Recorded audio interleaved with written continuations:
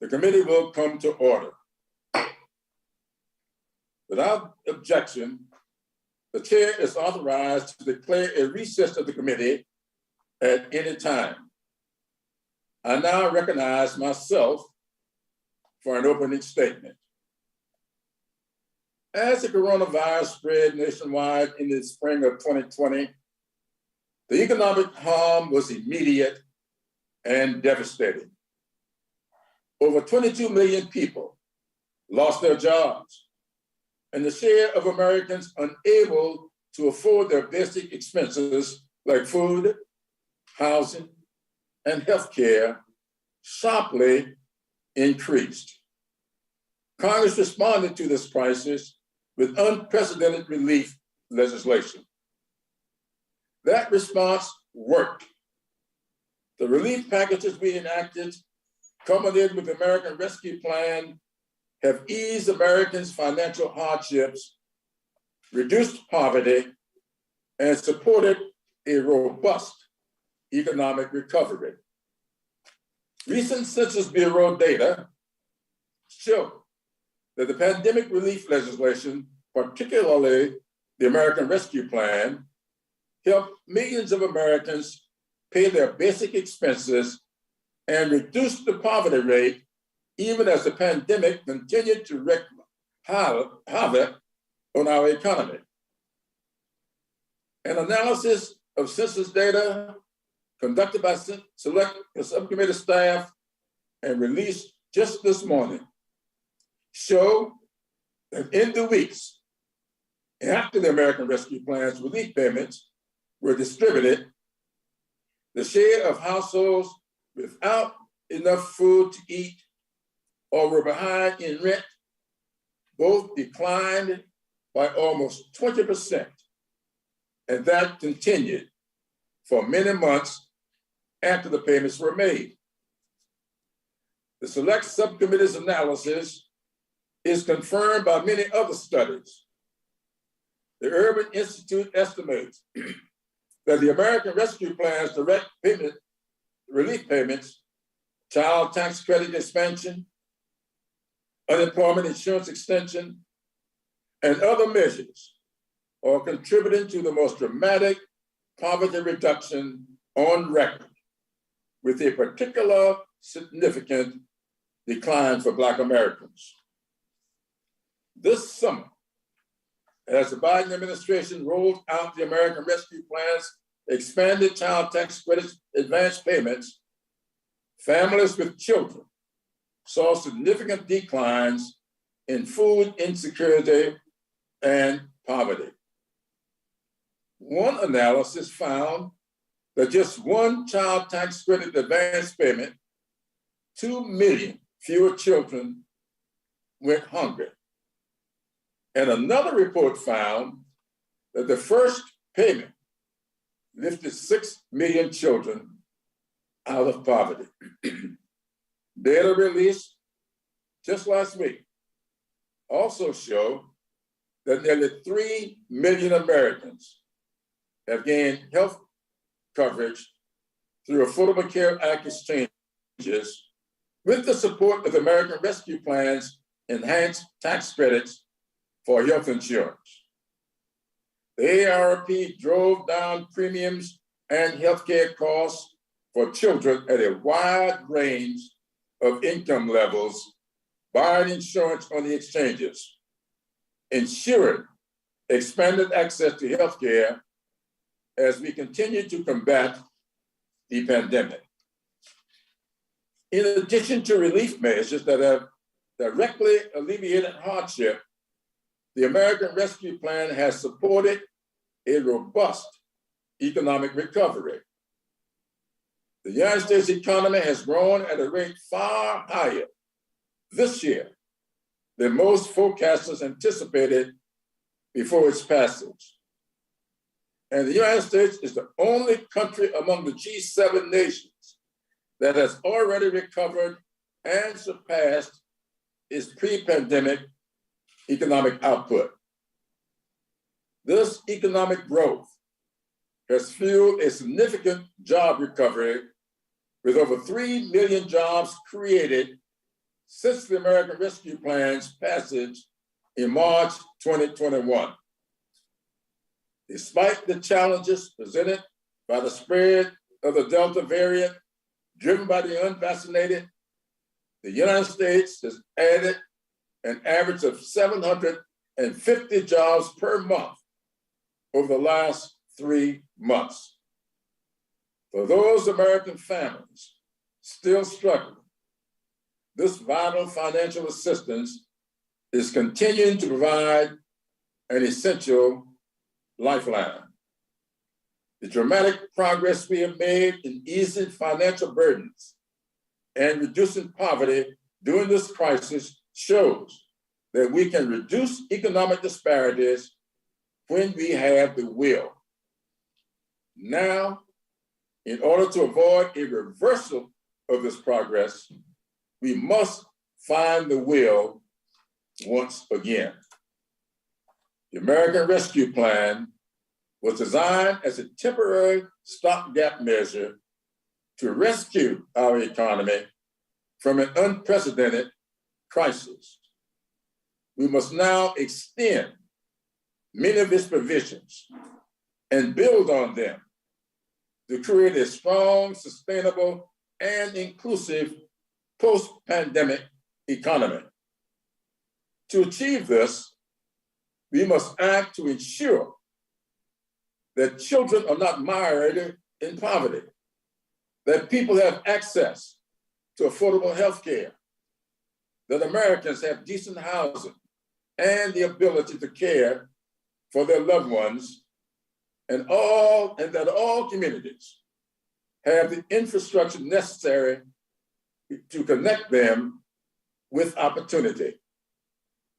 Extending the child tax credit expansion, making health insurance more affordable, closing the Medicaid coverage gap, ensuring paid family and medical leave, and making broadband accessible and affordable are just a few of the steps we must take.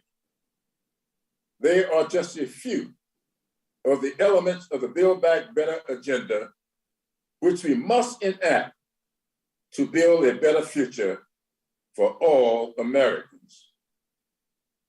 Before I yield to the ranking member, I want to respond to the letter he recently sent to me, renewing his request that Treasury Secretary Yellen testify before the Select Subcommittee.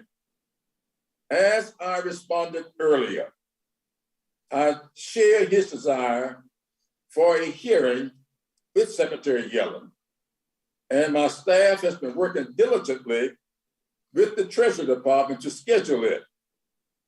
Given that this is a hearing, the ranking member and I both hope to have, I would suggest that we have direct and private meetings to further discuss our preparations for a meeting with the Secretary.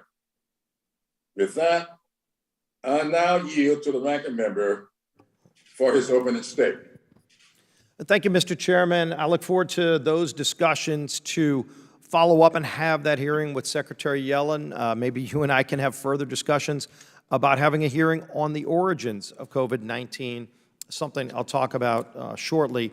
But first, Mr. Chairman, to bring us to the subject of today, my colleagues on the other side of the aisle plan to use this hearing as an opportunity to shill their massive spending and tax bill that is moving before Congress. But before we get into that, I want to direct everyone's attention to what is happening with the coronavirus and with the Biden administration, which I thought was supposed to be the purpose of this Select Subcommittee. This virus has killed more than 672,000 Americans. The daily death count under President Biden's watch is now 2,000 Americans a day. Almost 2 years into this pandemic, and things are still this bad. Yet we still haven't had a hearing about where the virus came from. The United States intelligence community has failed to reach a definitive conclusion about whether the coronavirus escaped from a lab in China or got into humans through an infected animal. We are in no better position to prevent the next pandemic today than we were before this subcommittee was created.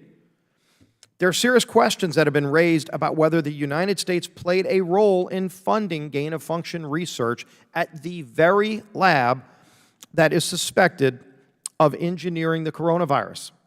Leaked documents from a FOIA request show that the United States government gave $3.1 million to the health organization EcoHealth Alliance, which funded coronavirus research at the Wuhan Institute of Virology, and that almost $600,000 of that taxpayer money was partially used by the Wuhan lab to find and alter bat coronaviruses that could jump to humans and infect them. Why are we not having a hearing on this?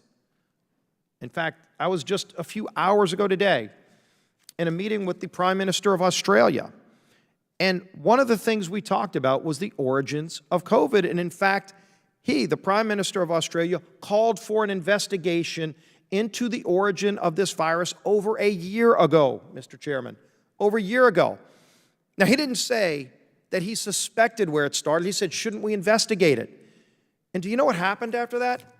China actually got into a trade war with Australia over that question, just the question of where it started. Maybe there might be a little guilt on their part that just raising the question of saying, we're going to look into where this disease that killed over 600,000 Americans, millions globally, started from, so we can prevent it from happening again. And as soon as you say that, China engaged in a trade war with Australia. But at least Australia did not back down, Mr. Chairman. Australia wasn't bullied by China. I wonder if anybody who is blocking an investigation into the origins of COVID are more afraid of being bullied by China than they are by getting the facts to how this disease actually started, as 2,000 Americans every single day are dying, and we still haven't had that hearing. We will continue to press for that hearing, Mr. Chairman. American people all across this country want to get those facts, deserve to get those answers. Australia's Prime Minister had the guts to go and ask that question. We ought to as well, and we're going to continue on the Republican side pushing for that very hearing. Another area ripe for oversight is the Biden administration's political interference with the science. That's right. You heard President Biden talking for 2 years about, no, there needs to be no political interference with the science, except now that he's president, we see reports that he may be interfering with the science. This is what we've seen the president do. Well, first, we already know that he went around the science when he catered to union heads to keep kids out of school. The science said keep kids in school, and the Biden administration threw that science out the window to bow to teachers' unions who wanted to keep kids out of school, which is destroying millions of kids. And most recently, the Biden administration prematurely announced that booster shots would be available this week, telling the American people that the vaccines have diminished efficacy over time. Then, 2 career officials that are involved in vaccine review at the FDA left the FDA amid concerns that the Biden White House was pressuring the scientists, pressuring them to recommend boosters before there was any data that backed it up. Now the FDA Advisory Committee says, no, boosters are not broadly necessary yet. Talk about mixed messaging. Talk about the Biden administration interfering with the science. Maybe we should have a hearing on that. Political interference at the FDA, which this certainly looks like, would be incredibly damaging to public confidence in the coronavirus vaccine and every other drug or treatment the FDA approves. That's why Oversight Committee Ranking Member Comer and myself sent a letter to the FDA to investigate this potential interference by the Biden administration with the science. By the way, more than 9 months into President Biden's term as president, and he still hasn't appointed an FDA commissioner. We're in the middle of a pandemic where hundreds of thousands of Americans died. 2,000 Americans a day are dying, and President Biden still to this day, 9 months in, has not appointed a head of the FDA. When you look at the lack of therapeutics, when you look at some of the rudderless ship accusations that are being made at the FDA because they don't have a head yet. The president still hasn't appointed a head of the FDA. Mr. Chairman, maybe we should have a hearing in this committee into why the President of the United States will not appoint someone to head the Food and Drug Administration as we're in the middle of a pandemic. That would be an important hearing to have. Maybe we could jog the president to actually appoint somebody to head the FDA and right this rudderless ship that we still see so many problems coming out of. Just today, the New York Times extensively covered the lack of in-home testing options, the FDA's slow pace in approving testing options, not to mention the slow pace of therapeutics approval. Experts called the process for approvals, quote, onerous and inappropriate. Why don't we have a hearing on that?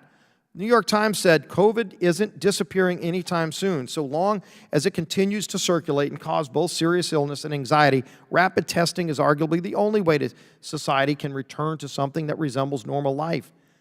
By the way, there's also a migrant crisis at our southern border. Thousands of people are pouring into the country each and every day. We know that many of them are bringing COVID into our country. Our own Border Patrol agents are telling us that. And yet the Biden administration is more concerned with putting masks on 2-year-old children than imposing these kind of restrictions to prevent COVID from coming in to our southern border. Surely these are topics worth looking into. And yet here we are, examining ways to spend more money and further fuel inflation, which we know the spending is directly fueling, and then add mountains more debt to our children. Today's hearing will be used to try to shill this Democrat socialist dream of a bigger welfare state. They want to spend $3.5 trillion to raise taxes so that they can continue spending on all of these wasteful programs. They tout free money. Everybody knows there's no such thing as free money. Businesses couldn't find workers all summer long because the Democrats insisted on paying people more money not to work than to get back to work when help wanted signs are all across our country. Companies competing with Uncle Sam is something that most of them cannot do. And by the way, to try to do it, they're raising prices. That's one of the drivers of inflation that is crippling so many families across America. On top of that, the reckless government spending is causing inflation. Prices are up at the gas pump, at the grocery store. They're rising faster than wages. Even with wages going up, inflation's going up even higher. It's taking away any benefit that families are getting. And in fact, the people hit the hardest, as we all know, from this inflation are the lowest income people. I remember back when President Biden said nobody making under $400,000 would see any kind of tax increase. Inflation's probably the biggest direct tax increase on low-income families, but they don't stop there. Their tax increase plan also goes after an energy tax. Yes, they're trying to raise taxes on things like natural gas, which many families use to heat their homes in a cold winter, to cool their homes in a hot summer. And yet people are going to see double-digit increases in their electricity rates if the Biden administration gets their way with their tax hikes. And who's going to pay the bulk of that? Yes, low-income families, breaking President Biden's pledge. If you're making less than $100,000, you will be paying more if President Biden gets his way on these tax hikes. That doesn't touch what happens if he raises income taxes, which he's trying to do. Everybody knows that not only will hurt wage growth, it's going to ship millions of jobs overseas. You don't have to wonder about it. It's what was happening before we cut taxes. So if we want to talk about how to get our economy back on track, there's a simple answer. It's get government out the way, help businesses bring back workers, help schools reopen and follow the science. The science says to do just that, but that's not what's happening. They're manipulating the science. The president continues to go around the science, continues to avoid appointing someone to run an agency that should be leading the science on things like more therapeutics. We would have less people dying every day if the president focused on that. That's why we should be having hearing on those issues, not on how to spend more money and saddle our kids with mountains more debt. Let's focus on solving real problems that we still have today instead of trying to cover them up, trying to cover up the president's failures, trying to cover up whatever China did that they clearly are concerned about. Because if they're going after Australia, because Australia wants to find out where this thing started, maybe that should tell you something right there. That's where our focus should be, Mr. Chairman. We'll continue to press for that. And with that, look forward to hearing from our witnesses, and I yield back the balance of my time. Thank you very much, Mr. Scalise.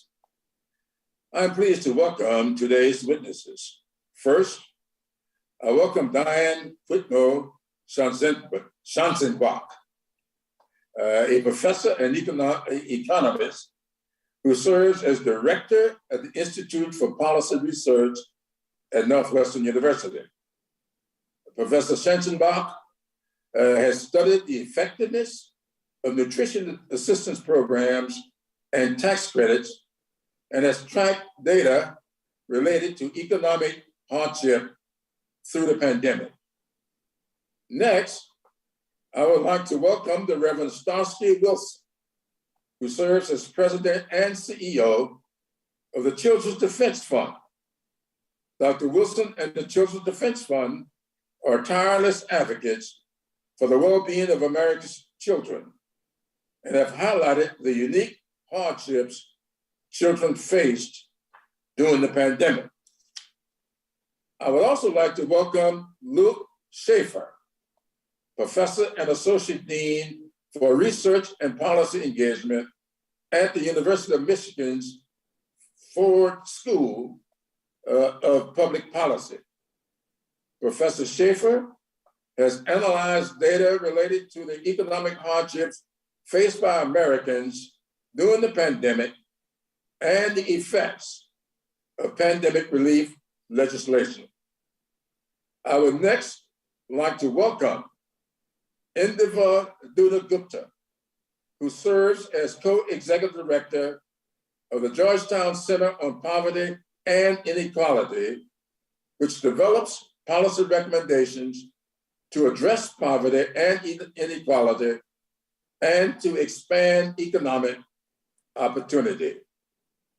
Finally, I would like to welcome Douglas Holtz-Eakin, who serves as president of the American Action Forum. Thank you all for taking the time to testify today. I look forward to hearing from our witnesses today on what we can learn from our pandemic response and how we can build on recent successes. Will the witnesses please rise and raise their right hands?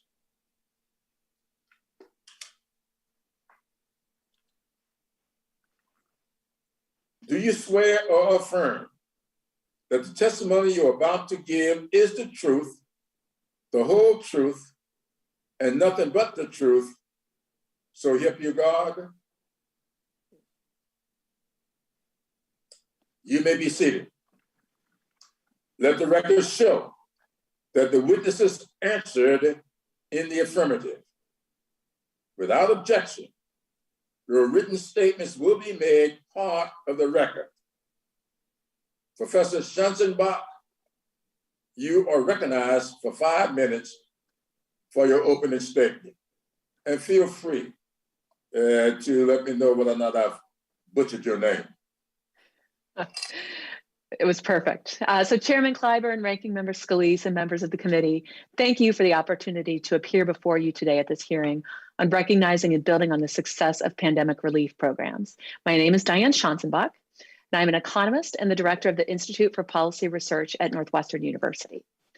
As you know, the COVID-19 pandemic caused tremendous economic disruption with a swift and large decline in employment. This in turn led to purposeful increases in access to and participation in social safety net programs, such as unemployment insurance and SNAP. Both congressional and executive actions have further expanded the generosity of many of these longstanding programs. Other programs were newly conceived during the crisis, such as the new pandemic EBT payments to make up for missed school meals. Researchers have found evidence that these relief programs have been successful in alleviating poverty and economic hardship and sustaining consumption during this time. The official poverty rate in 2020 was 11.4%, up 1 percentage point over 2019. But a drawback of the official poverty measure is that it doesn't take into account many of the government programs designed to assist low-income families. The supplemental poverty measure takes these programs into account and highlights their important roles during the pandemic and recession. After accounting for the safety net response, Poverty rates fell from 11.8% in 2019 down to 9.1% in 2020. This is a tremendous policy success. The first two rounds of economic impact payments lifted 3.2 million children out of poverty, a larger impact than any other program studied. The Earned Income Tax Credit and Child Tax Credit lifted 2.7 million children out of poverty, and SNAP and school lunches lifted 1.3 million children out of poverty.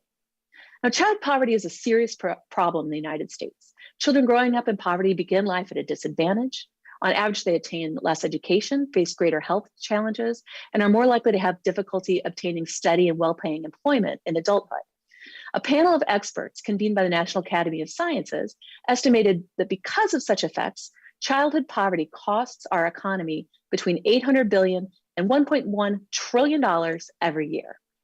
Now, against this backdrop, a fully refundable child tax credit delivered on a monthly basis will provide a reliable $250 to $300 per month per child to sustainably provide financial stability for children and their parents. While this is insufficient as a sole income source, it will help families make ends meet and alleviate parents' stress and help them focus on their work and their family. Now, until the American Rescue Plan, the CTC was primarily targeted to middle-class families and had only been partially refundable, meaning that families who owe little or no income tax weren't eligible for the full credit. As a result, due to their families' low incomes, 1 in 10 children received no CTC benefits, and 1 in 4 received only a partial amount. In other words, 27 million of the children who needed it most received less or no help from the CTC. This includes roughly half of all Black and Hispanic children and children who live in rural communities. Due to the American Rescue Plan, now almost all of these children receive the full benefit amount. These changes are made permanently. They are projected to cut poverty nearly in half for children. Full refundability will help workers in low-paying sectors who previously only earned enough to claim a partial CTC. These are workers in occupations such as cashiers, nursing home aides, cooks and janitors, salespeople, the essential workers who've been keeping our economy running during this pandemic. The expanded CTC will promote our country's long-term economic prosperity. We have a lot of research on this, showing that reducing child poverty increases education outcomes with fewer school absences, higher test scores, improved graduation rates. It also improves health and reduces crime. Low-income children who benefit from safety net programs during childhood grow up to be more likely to be employed and earn more as adults. And as a result, expanding the CTC will yield a long-term financial payoff for us. In fact, once the full benefits of the CTC are accounted for, the net cost to taxpayers of the expansion seems to be as little as maybe 16 cents for every dollar of new benefits. It's of course important to consider potential impacts of an expanded CTC on parents' incentive to work. Empirical studies suggest that the income provided through the CTC is unlikely to meaningfully reduce parental labor supply. Most parents would continue to work, and few would substantially reduce the number of hours they worked. A permanently expanded CTC would yield tremendous immediate and long-term benefits for children and their families and would be unlikely to meaningfully reduce employment. Recently, I co-authored a letter highlighting these same points that was co-signed by over 460 economists. For the good of the nation, we need to be investing more in children than we have been. The enhanced CTC is an important start. Thank you, and I look forward to questions. Thank you very much, Professor Sossenbach. Now, before I yield to Dr. Wilson for 5 minutes, let me yield a gavel to Congressman Foster, who I think has already voted on this issue. As I go vote, and hopefully I'll return by the time before your time expires for your next vote. So with that, Dr. Wilson.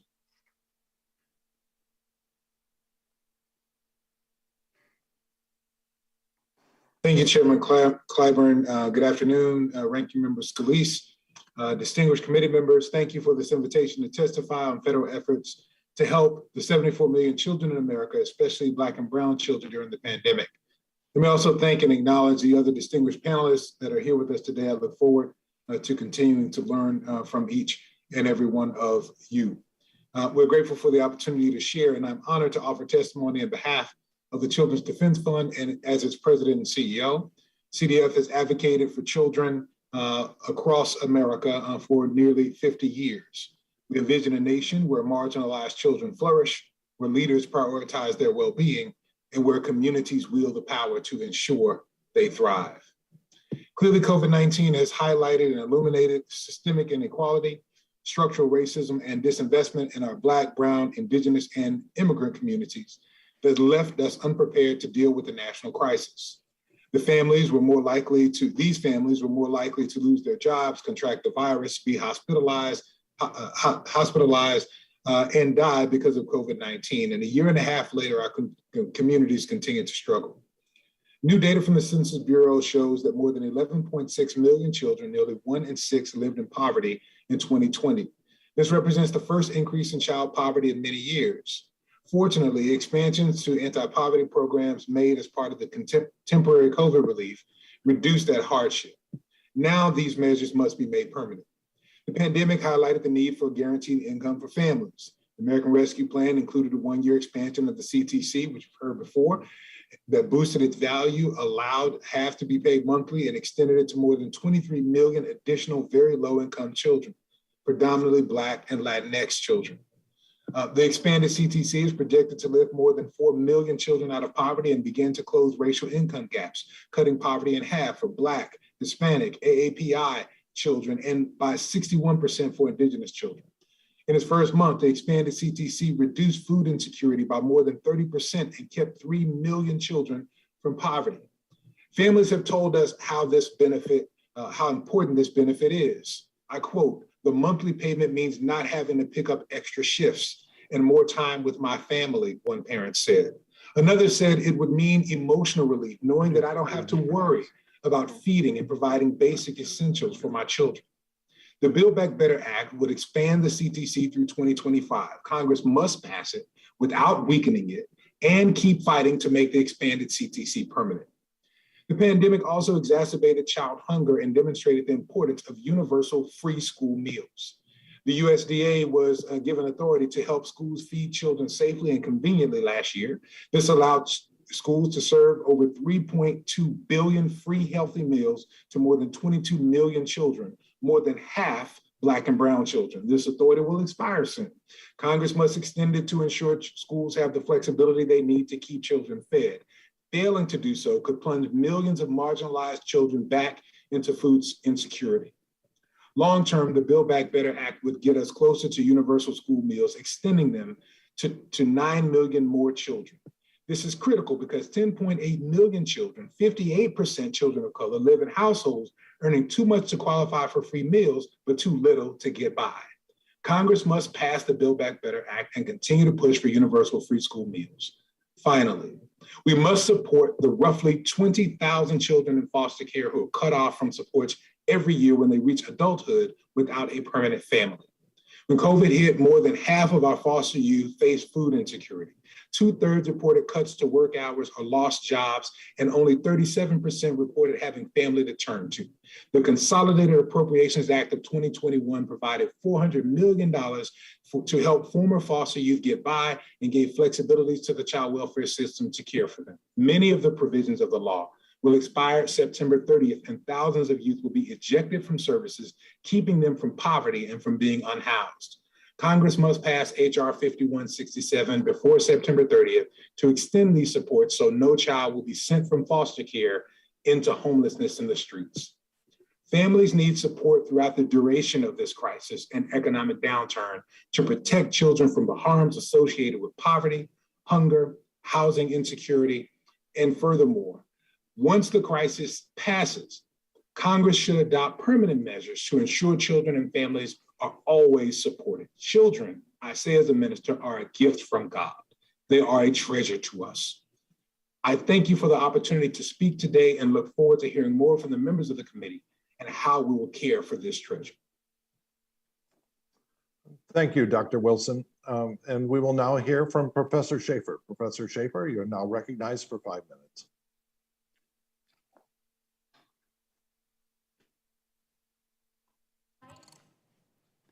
Chairman Clyburn, Ranking Member Scalise, members of the committee, thank you for the opportunity to speak with you today. In early March 2020, I was deeply concerned about the impact of the coronavirus pandemic on the economic security of low and middle income Americans. I was especially worried about families with children who have the most trouble making ends meet, and who in this pandemic faced massive job loss as well as school closures. Looking back today, there's no question this has been a time of trial for American families. Yet it has also proven to be a time when government worked, when public policy shielded millions of families from economic crisis like we have never done before. The social safety net response ushered in by the bipartisan CARES Act and continued in the December COVID relief bill and the American Rescue Plan is truly historic. A wealth of evidence now shows it has proven incredibly effective. I believe this success is due in large part to the speed and flexibility of a broad-based approach that prioritized putting money in people's pockets through EIPs and expanded unemployment insurance. American households spent this help on food, housing, and other needs. They paid down debt and got themselves on sure financial footing. Much of my research during COVID uses the Household Pulse Survey, which the Census Bureau has fielded since April 2020, to better understand how Americans are dealing with the public health and economic crisis. In a report in summer of 2020, we found that despite historically high unemployment, rates of hardship were stable, and in some cases declining following the rollout of CARES. In line with this month, the USDA reported that annual food insecurity in 2020 did not rise for the population and increased only modestly among households with children. I never could have imagined that would be true when this crisis started. When we updated the Pulse data a few months later, though, we could see that things took a wrong turn in November as infections rose and the economic recovery stalled. Hardship was on the rise. By the end of 2020, I believe we were headed in the wrong direction without further federal action. Then Congress acted twice through the COVID-19 relief bill and the American Rescue Plan, and we could see the impact in the Pulse data clear as day. From December 2020 to April 2021, food insufficiency plummeted by 40%. Financial instability dropped by 45%. And the reports of adverse mental health problems fell 20%. Hardship has inched up in recent months as we get further away from the EIPs, but remains well below levels seen last December. Scores of other studies come to similar conclusions about the success of this unprecedented safety net response. The credit scores of Americans are better now than in 2019. Credit card debt is lower and fewer people are missing payments. Available evidence indicates this is true for Black and Hispanic Americans as well as whites. A study by the Federal Reserve found that more households could cover a $400 emergency expense in July 2020 compared to October 2019. And other researchers have found spending fell off a cliff as the pandemic started, but following the CARES Act, immediately rebounded in striking fashion. Nearest to my heart is the expansion of the child tax credit, with monthly advance payments that rolled out this past July. This policy holds the promise to cut child poverty by 45% and eradicate its most extreme forms. As those payments rolled out, we've already heard, once again, we saw food hardship drop. We saw poverty drop as this help was delivered, this time among those with children. None of these programs have worked perfectly. Some have not gotten the help they needed. Yet, while we should always think about how we can do better, I think it is also critical to recognize the successes we've had. This is the best, most successful response to an economic crisis that we have ever mounted. And it's not even close. I hope we can carry the bipartisan blueprint forward. A word of caution, expanded unemployment insurance has expired, and the evidence from states where it's ended early sees no increase in employment, but a definitive rise in hardship. I hope I'm wrong, but I expect the next few months will be harder for many. Most importantly to me, I urge you to make the expansion of the child tax credit permanent.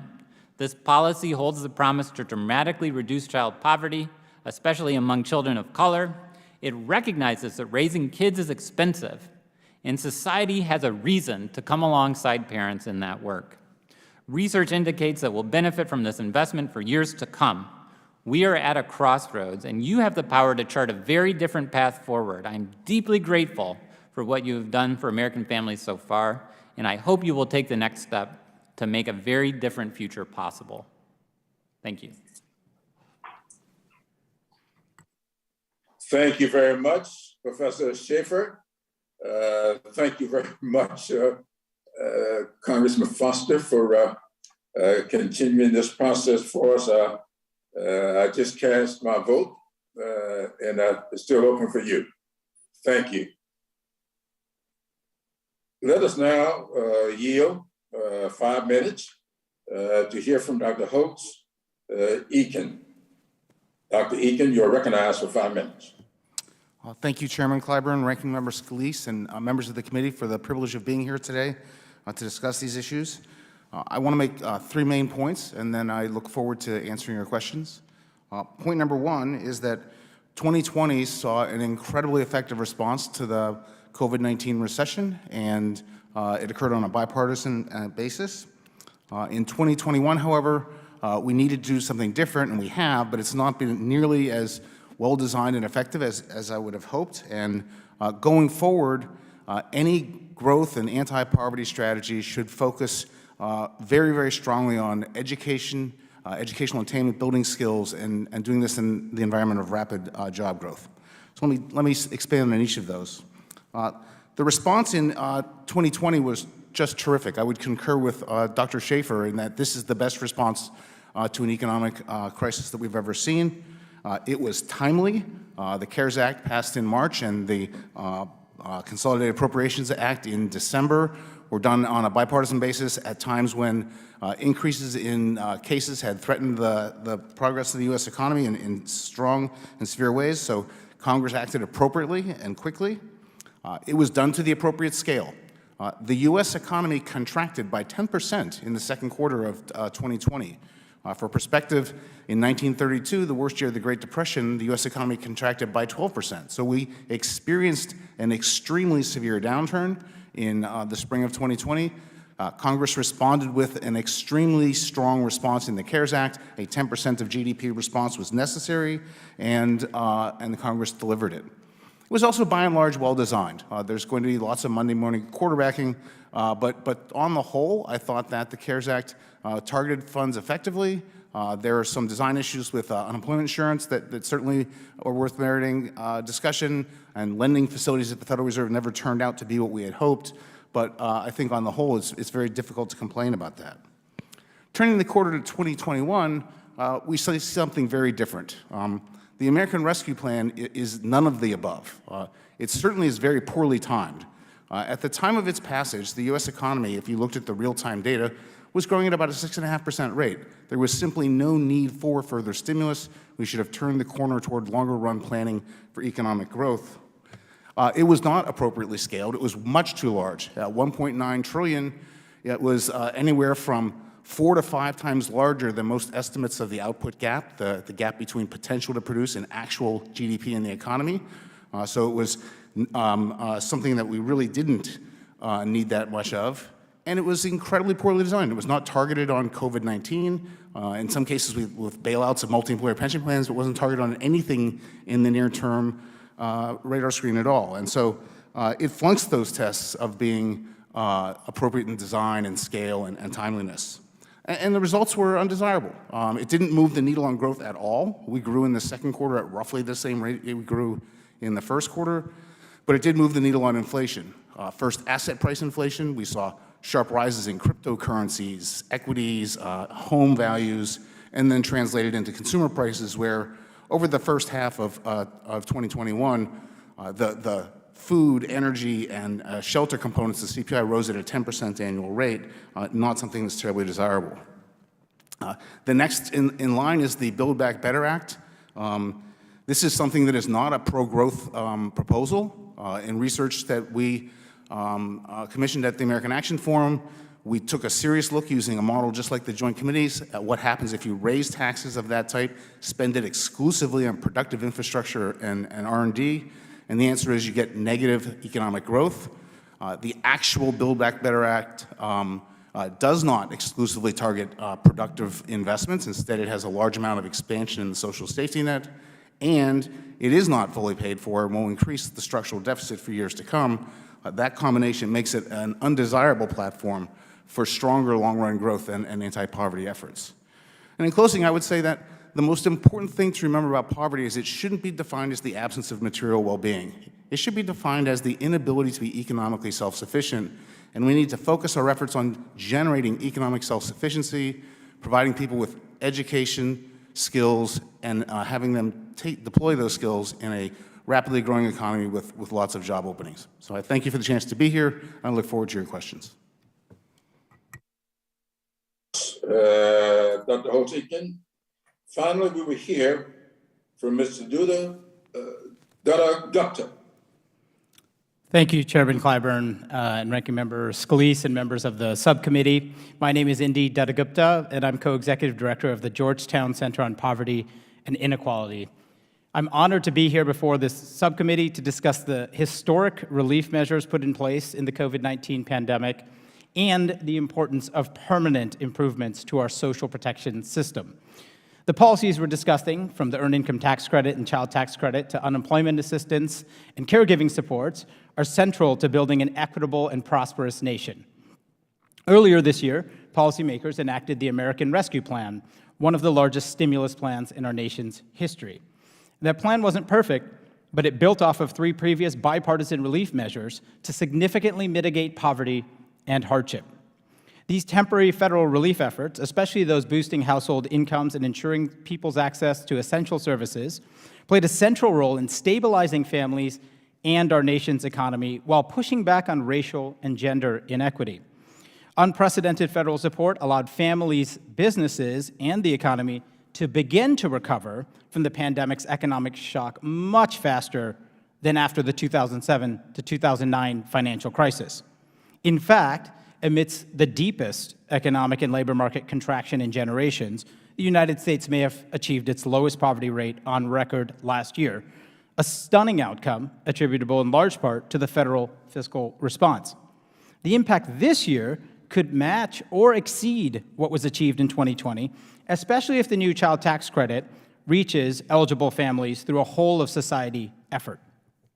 Now, unquestionably, federal relief measures have been substantial, but a response of such a scale was made necessary in part by the twin challenges of extreme pre-existing inequality and an unusually weak baseline of support for struggling families in this country. Entering the pandemic, our economy was characterized by enormous income and wealth disparities and widespread racial and gender gaps in education, housing, the labor market, and beyond. At the same time, the United States social protection system lacked key provisions and investments. Unlike other wealthy nations, we had no national paid family and medical leave program, no sick leave guarantee, no child allowance or robust cash assistance, no unemployment assistance for new job seekers or returning workers, and no health coverage guarantee. And despite federal relief measures, our economic recovery has slowed. As of last month, we are 5.3 million jobs below pre-pandemic levels and up to 9 million jobs short of pre-pandemic trends. So to ensure that our post-pandemic economy is stronger than our pre-pandemic one, we'll need ongoing investments that ensure an equitable distribution of opportunity and resources to combat the systemic inequities that hinder our economic prosperity. Rebuilding our government through permanent structural federal policy changes can prevent an uneven recovery where the wealthy are back to a pre-pandemic normal and everyone else feels the economic aftershocks of the recession for several years, as happened after 2009. Policies in the Build Back Better proposals, with some crucial additions, would provide needed investment to help families hit hardest by the pandemic recover and reduce poverty and hardship for generations to come. In particular, our social protection system could be strengthened further by making permanent expansions of the child tax credit and earned income tax credit, closing Medicaid health coverage gaps, fully funding housing assistance, establishing a comprehensive national paid family and medical leave program, transforming early childhood education and long-term care, modernizing unemployment assistance, establishing a large-scale national subsidized jobs funding stream, and ensuring that immigrant and mixed status families are eligible for and access federal support.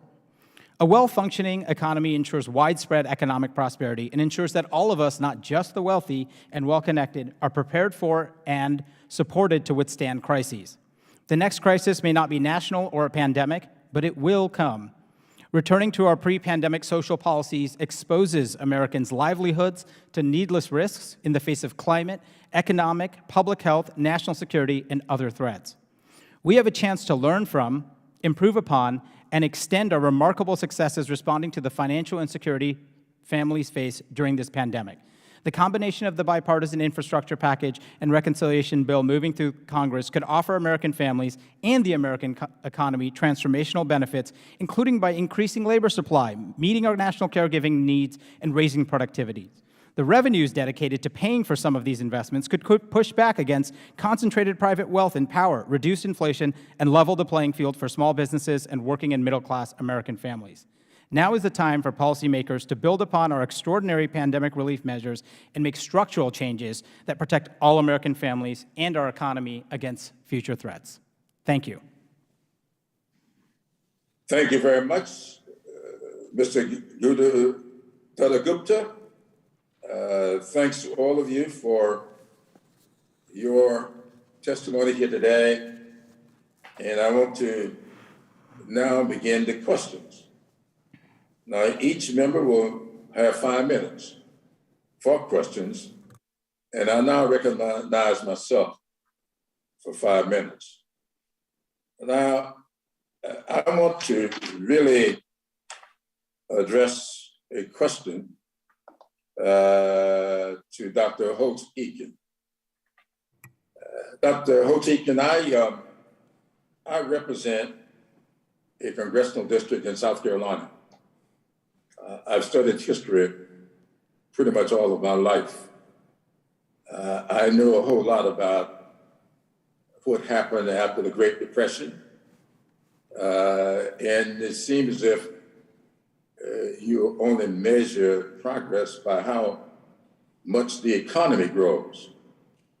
I know how the pockets of poverty that I now represent, how they were created.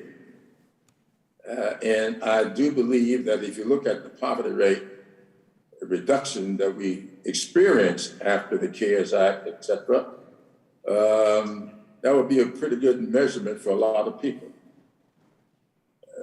But what I want to know is, you think that the only success programs can have is if the economy grows without regards to everybody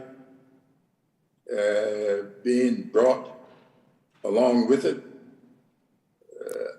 I'm at a loss as to how you measure success. Can you explain a little bit to me what you would do about all those people that were left behind back in the 30s? And that if we're not careful and will not sustain what we've done, as we've done with the Rescue Act, why do you think that would be a failure? Let me remind you that I just heard from the leader, the enlarged leader in the Senate, that we must protect the full faith and credit of the United States of America by raising the debt limit. But the Democrats must do it alone, which means that if we do it, it's going to be bad because it's not bipartisan. That's what you sound like to me. How about explain that to me?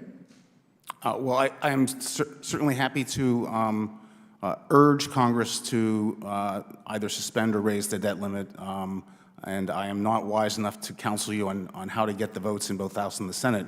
But the consequences of failure to do so would be severe, and it is something I urge you to get done.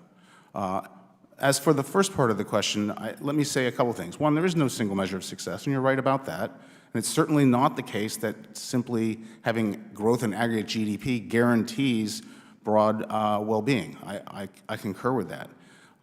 It seems to me that in this moment, the important thing to do in 2020 was to address the root causes of the pandemic recession, which, as I mentioned in my opening remarks, was very swift and very severe. Those root causes are different than any other recession the United States has ever had. If you look at the data, income grew in 2020, and so did wealth. In the 20th century, we saw income fall during recessions. In the 21st century, wealth has always fallen. We've had big financial crises. This isn't like those, and so if you want to look at the root causes, You have to deal with, first, the public health emergency that is the coronavirus and the threat of COVID, which prevented people from going to work and which interfered with the operation of especially the service sector that involved personal contact. And the spending in that service sector really was largely dominated by high-income Americans who cut back on their travel, going to shows, staying in hotels, eating at restaurants, all of that. And as a result, the employment in those sectors fell dramatically, and that was largely lower income, less skilled Americans. And so an effective response in 2020 got people who weren't going to be helped by a check, who didn't need anything in the way of the elaborate plan programs that were in the CARES Act, but really were afraid of the public health threats. And so deal with that. I think that, as I said in my opening remarks, the Congress on a bipartisan basis did a tremendous job in 2020, but that's not the job in 2021. 2021 is about how do you take those areas which have chronic poverty, those areas which do not experience rapid economic growth, and have them improve over the long term. And there, I think the data are quite clear. The dividing line between poverty and non-poverty in the United States is work, and having people have the capability, the education and skills to work, and an economy growing rapidly enough to have a job to give them the opportunity to work is the recipe we need to focus on. Well, I appreciate that, but let me say this. I think that the income and wealth gap grew. You're telling me that income grew and wealth grew. Why then do we have an increase in the income and wealth gap? The other unique feature of this recession is that it did not hit the economy in equal fashion. It hit it very unequally. If you were a person like myself, your recession was probably over by August of 2020, but it was a prolonged period of unemployment for less skilled, less experienced workers, and those especially concentrated in the personal service sector, leisure and hospitality being the poster child for prolonged downturns. So this recession is all about inequality. It hit the economy very unequally, and that needed to be thought about in the response, and I think it was to a great extent. Well, thank you very much. I agree that it was uneven, and that's why we have the American Rescue Act. And with that, I'll yield to Mr. Scalise. Mr. Ranking Member. Thank you, Mr. Chairman. And as the chairman, Mr. Holtz-Egan, was talking about how you measure success, before the government goes and spends trillions more dollars, most of which would be borrowed from our children, this isn't money sitting in a piggy bank somewhere. This is money that doesn't yet exist, and some of it would be raised in new taxes, which would hit low-income families the hardest. Some of it would just be borrowed, and borrowed from kids. I know the term generous was being used earlier, as if you're being generous if you're, just spending money wildly. I would argue charity is being generous with your own money, but theft is being generous with your kids' money. And that's the real concern here. But before we talk about how much new money they're trying to spend, why don't we look at what actually did help improve success for families, especially low-income families. I know you're very familiar with the Tax Cuts and Jobs Act. When we actually cut taxes, lowered our rates to make our country competitive, we brought millions of jobs back to our country. But if you look at what happened, the unemployment rate reached a generational low, with record low unemployment rate for women, for people of color, for workers without a high school degree. The economy gained nearly 5 million jobs before the pandemic. You saw businesses starting to reinvest again, making businesses and workers more productive while boosting worker wages. That's where we saw real success. Workers' net worth soared during that period when we cut taxes prior to the pandemic. Low and middle income families, by the way, saw the largest gains in wealth growth in 2018 and 2019, and that's according to the Federal Reserve. Low-income families saw their net worth increase 37%. So the lowest income families benefited the most by cutting taxes, making our economy productive again. So production isn't just about GDP, it's about creating a new middle class. We rebuilt a middle class. Would you agree with that assessment from the Federal Reserve and all other results that we've seen from cutting taxes? Yes, I thought the Tax Cuts and Jobs Act was a very important reform. And if you look at what this proposal is we're seeing moving before the House right now, to go the other direction, to raise taxes. And again, the president's out there promising if you make less than $400,000, you won't see a dime in new taxes. Mr. Holtz-Egan, if there is, as in this bill, if they get their way and they raise taxes on natural gas, would only people making over $400,000 pay that tax? No. Who would probably be hit the hardest from that kind of tax increase? That's going to hit families with small budgets who spend a bigger fraction of their budget on those core necessities. Wow, and if you listen to people up here, they're acting as if, don't worry, it's just those millionaires and those billionaires, as if this is going to be shielded, as if no jobs are going to go to China. As you just said, as anybody with common sense says, if you raise taxes on things like natural gas, everybody pays it. In fact, hospitals pay it. Would not healthcare costs go up if hospitals are paying a 14% increase on their electric bills? Certainly, core cost structures would go up across the economy. You can't separate one group of people from the operation of the entire economy. That's one of the basic lessons of economics. Yeah, and in fact, if you look at President Biden's promises, they all said, don't worry, you're not going to see a tax increase if you make under $400,000. Don't worry, your health care costs won't go up. All that's broken if they get their way and they pass this bill to raise taxes. And raise it, by the way, trillions of dollars. Let me ask you, right now when you look at the unemployment rate, when you look at the job openings, have you seen numbers that I've seen that show that there are more job openings today than there are people looking for work? Yeah, there are roughly 8 million, a little above, unemployed people and about 10.5 million job openings in the U.S. And would that be one of the drivers of inflation that you're seeing right now? The driver of inflation is we've got big supply constraints because we're not getting people back to work, and we pumped $1.9 trillion into an economy that already had loose monetary and fiscal policy, and inflation is the inevitable result. And inflation is probably one of the biggest problems I hear about from families, especially low-income families. They're the ones who are hit the hardest by all this inflation driven by President Biden's spending. But let me ask you this, because the President Biden's director of the National Economic Council just recently said, his name's Brian Deese, and he said that if Americans don't buy meat, they won't feel inflation. I'm not sure what world he lives in, but I mean, if this is one of the top advisors to the President of the United States, it's no wonder why their economy is in disarray, why inflation continues to soar. Do you agree with Brian Deese? Recording in progress. Do you agree with Brian Deese, the President's director of National Economic Council, that if Americans don't buy meat, they won't feel inflation? I do not agree.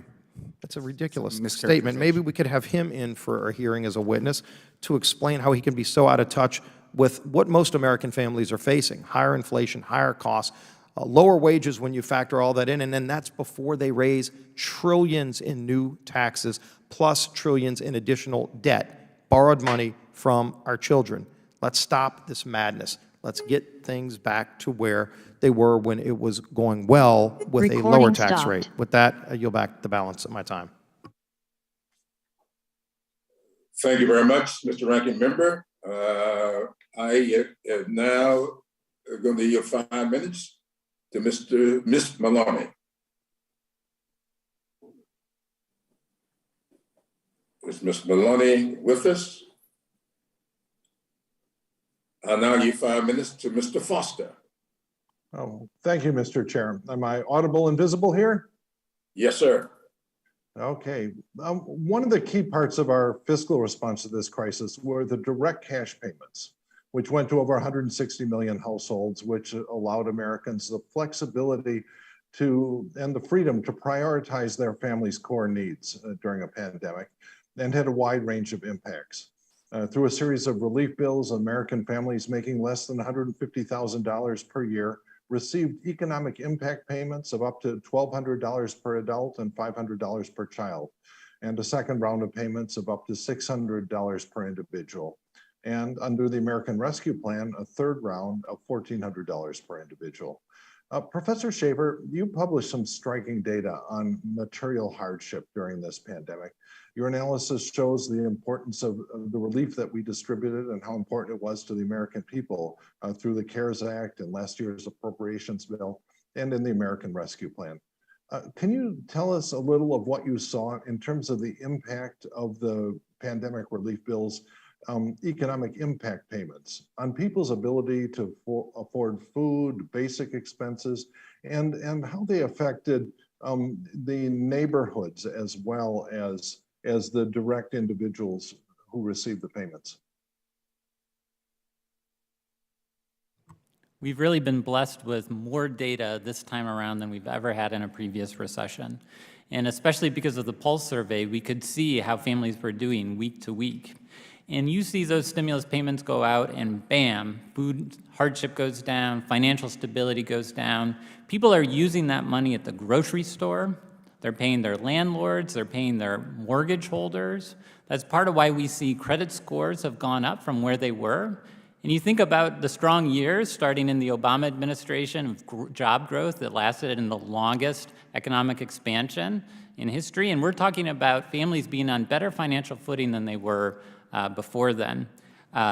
They spend that money at their utilities, their propane gas providers, and healthcare. In a recent paper I had published in Health Services Research, we see as expanded unemployment insurance goes out, that people return to the healthcare office. I think a lot of people thought people were only staying away at the very beginning of the crisis because of health factors, but we also know as those job losses piled up that they were maybe not going to the doctor because they couldn't afford the copays.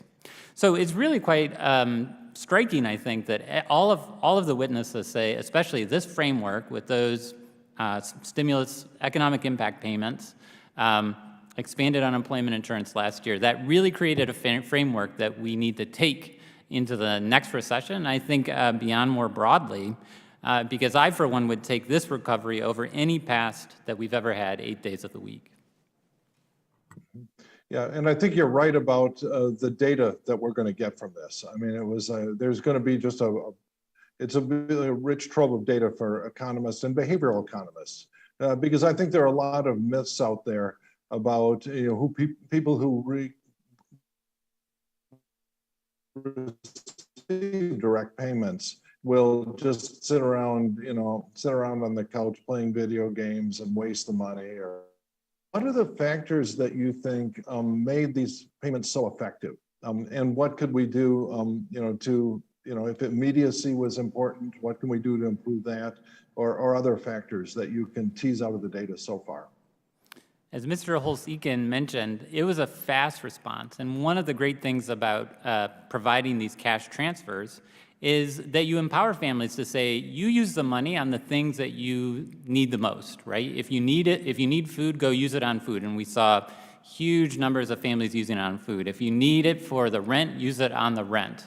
So there's an empowerment factor, but there's also this flexibility, there's a libertarian argument here too, that providing those cash transfers means we can cut through the red tape. We don't have to figure out how to means test it by making it eligible, a broader group of the population eligible.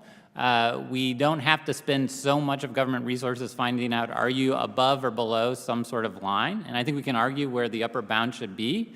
But when we see these payments really mattering for people well up the economic distribution, you're seeing improvements among families who are at $60,000, $70,000 a year. We know that we can save that money, we can be more efficient by providing cash transfers fast, and that families use that money to meet their basic needs, and they're better off for it. Yeah, and I think you mentioned libertarian. Was it Milton Friedman that said, they're these poor people, but they don't really need more government programs. They need money. Was that? I think I've heard that attributed to That's right. Milton Friedman was one of the proponents of a negative income tax, which goes to the same exact principle as what we did, to say, when people need help, the most efficient thing to do is to provide the cash and not spend a lot of that money into extra services that pretend that we know what families need when really they're the experts and they can make those decisions.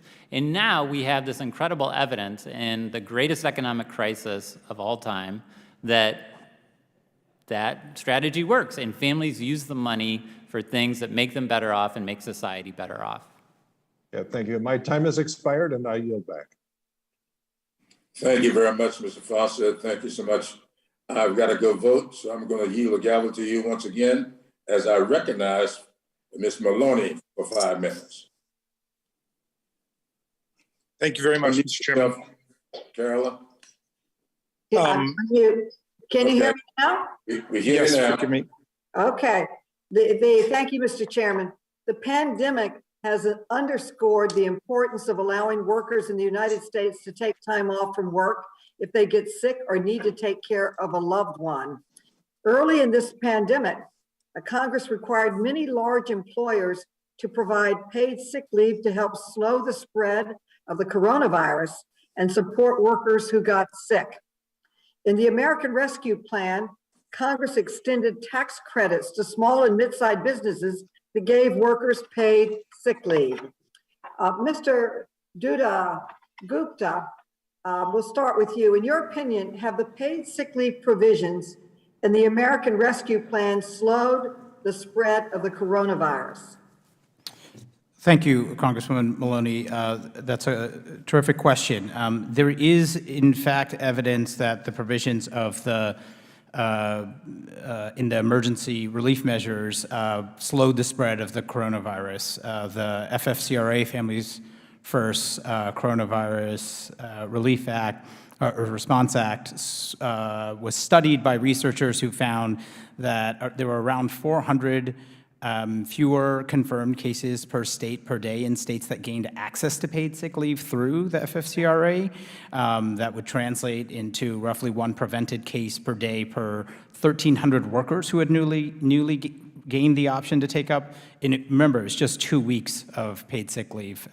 I will note that a lot of workers, a large share of workers, did not have access to any sort of leave, and still don't, with the policies being not mandatory for the vast majority of employers, and with a lot of carve-outs for some of those workers. So I do hope that we learn from this, that paid sick leave, paid family and medical leave even, are genuine investments in public health and in our economy, but that we build upon what we've done with a more robust, comprehensive, and universal approach. Well, can you expand, how has expanding paid leave in this pandemic improved our economy? Absolutely. Just think about somebody who cannot go without a day or a week's pay, and maybe they feel unwell. And this is not that uncommon. Even at the end of the longest economic expansion in U.S. history, some 40% of families would have struggled to meet a $1,000 emergency.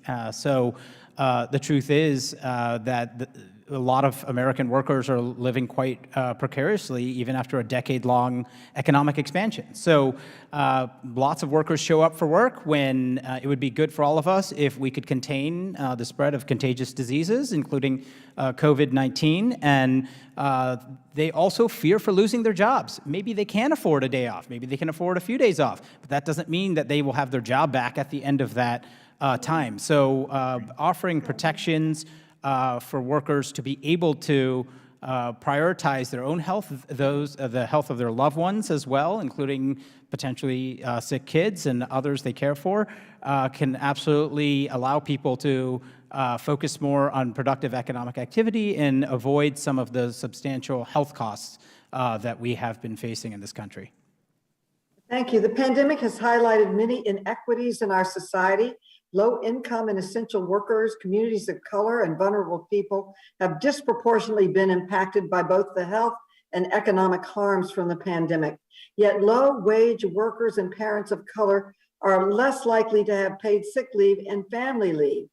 Dr. Wilson, what impact can a parent's lack of paid leave have on their children's well-being? Thank you very much for the thoughtful question. Clearly, some of the things that we know is that most parents and caregivers who are in low-income families don't have paid leave to care for their children or older adults at all, and never have had access. And of course, this disproportionately impacts Black and Brown parents. We also know that millions of women are pushed out of the labor force because they didn't have paid leave for child care. And more importantly, this is about caring for a child in their earliest stages of life, to bond with the child, to care for them. And every person in the US should have access to that, regardless of race, zip code, or income. So we know the early bonds parents develop with their babies are critical to future learning, to building positive, loving relationship with the child, and to helping that child develop a cognitive, social, and emotional development that helps them reach their full potential. So paid family leave or parental leave can also reduce infant mortality by as much as 10%, according to a study of 141 countries with paid leave policies. So paid parental leave can reduce the share of low birth weight babies by over 10%, decreases the likelihood of early term birth by nearly 7%, with particularly large impact on children and the well-being of children and Black mothers. So we know that this is something that helps children to be well, helps them to develop over time, and access or removing that access will have deleterious effect on the future of children in America, particularly Black and brown children. Thank you. My time has expired, and I yield back to Representative Foster. Thank you. Thank you. And now, at this point, I think I will yield back to Chair Clyburn to continue the proceedings. Thank you very much, Mr. Foster. Chair, now I recognize Councilman Green. Is he here? Yes, sir. You're now recognized for 5 minutes. Thank you, Mr. Chairman, Ranking Member, and thank you to the witnesses. Today's hearing is another failure of this committee to address the key questions that the Biden administration, congressional Democrats, and the mainstream media refuse to discuss.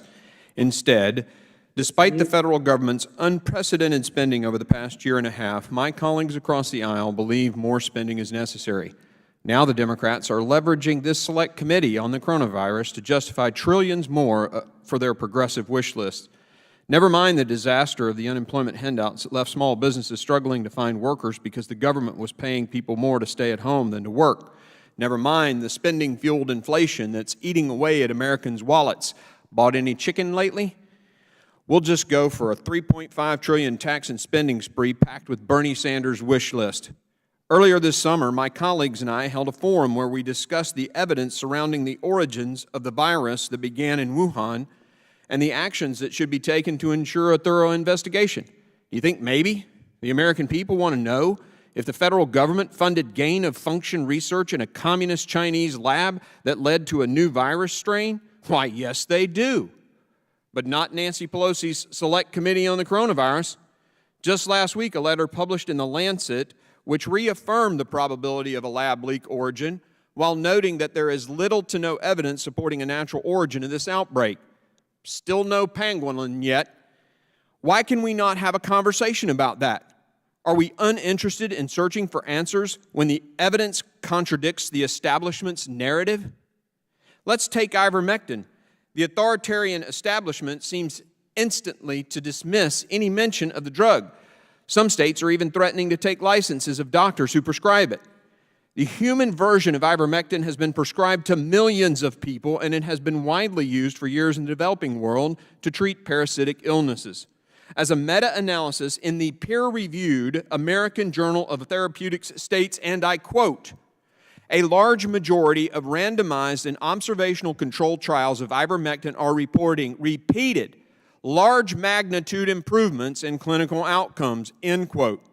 Why is the vaccine the only thing any Democrat will consider? Why are we not talking about this study?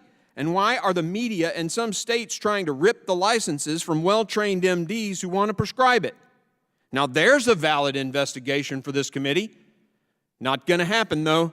The only science they care about is what supports their authoritarian control. As President Biden tries to push his unconstitutional vaccine mandate, we continue to ignore the studies showing the durability of natural immunity. As Dr. Marty McCary noted last week in the Washington Post, several studies have shown that natural immunity provides robust and long-standing protection against the virus.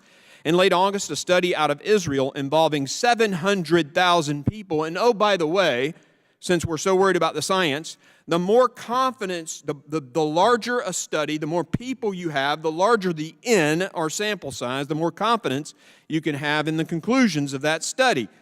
That study of 700,000 concluded that those with prior infection are 27 times less likely to have a symptomatic reaction or reinfection than those who are vaccinated. 27 times. Yet we continue to insist on a one-size-fits-all mandatory vaccine policy regardless of age or prior infection. If immunity from prior infection is better than the vaccine, which that and many other studies says it is, then why are we considering kicking soldiers out of the military who have had COVID but don't want or apparently from the science need a vaccine?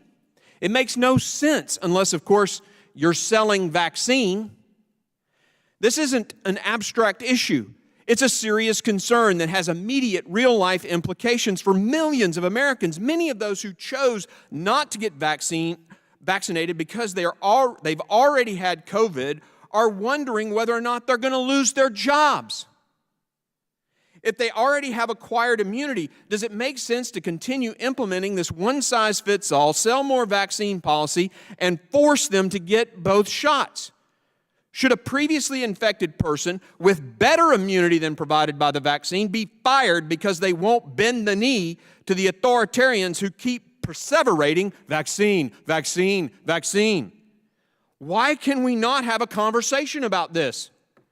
These are pressing questions with serious real-world implications that this committee can and should explore. The failure to do so is a failure of this committee to address the most pressing issues for Americans in this pandemic. With that, Mr. Chairman, I yield. Thank you very much, Dr. Green. The chair now recognizes Mr. Raskin for 5 minutes. Mr. Chairman, thank you very much. I'm sorry that just the sequencing of questioning puts the burden on me to respond to some of the disinformation we just heard. There's a report out today which shows that the 10 states with the lowest vaccination rate now have an infection rate 4 times higher than the rest of the country, and it stands to reason. The vaccine is saving people's lives. So this is a life and death matter. How many videos do we have to see of people who themselves were very proud not to get the vaccine and told other people not to get the vaccine, who then ended up with COVID-19 and are begging people to get vaccinated and are saying they're sorry for participating in all of the propaganda and disinformation against vaccines and against masks. So I'm sorry to see that there are still people trying to sell that very dangerous notion against vaccines. And by the way, why should a person get vaccinated if they've already had COVID-19? Because they can get it again. And we have colleagues who have had COVID-19 twice, and people are dying every single day from COVID-19. So I don't want to participate in any way in any of the dangerous propaganda that continues to be out there, which is causing an absolute resurgence of COVID-19 across the country. But the American Rescue Plans and the American Rescue Plan and the Child Tax Credit have already made a tremendous difference in the lives of millions of American kids and their families. According to one analysis I saw, the number of children experiencing hunger in America has gone down by 2 million. 2 million children fewer are experiencing hunger because of what we passed in the American Rescue Plan, because of what we passed in the Child Tax Credit. And Columbia University estimates that the first Child Tax Credit payment this summer lifted 6 million children out of poverty. Okay, the very first payment under the Child Tax Credit plan we passed lifted 6 million kids out of poverty in the country. So it might not seem like a lot of money to a lot of people, how much money goes to each family, but it makes a huge difference in the lives of children and their families. So we're fighting to make the expanded Child Tax Credit permanently available to kids in families with the lowest incomes. My question is, Professor Schausenbach, what difference would it make if we actually make the Child Tax Credit permanent now? What kind of broader economic effects could we expect to see as a result of this expansion, and what difference would it make in the life of the kids? Yeah, so in the short term, we'll see, just like you said, less hardship. We'll see lower rates of hunger, lower rates of poverty, et cetera. But where I think this is just crucially important is we know from research that these investments, that reducing child poverty has long-term impacts. I agree with Doug Holtz-Eakin, who said essentially that any serious long-term growth strategy has to involve education. And for kids, the CTC alleviating poverty will enhance the education investments that we make in them. They will grow up to be healthier, more likely to graduate from high school, et cetera. This will have long-term positive economic payoffs.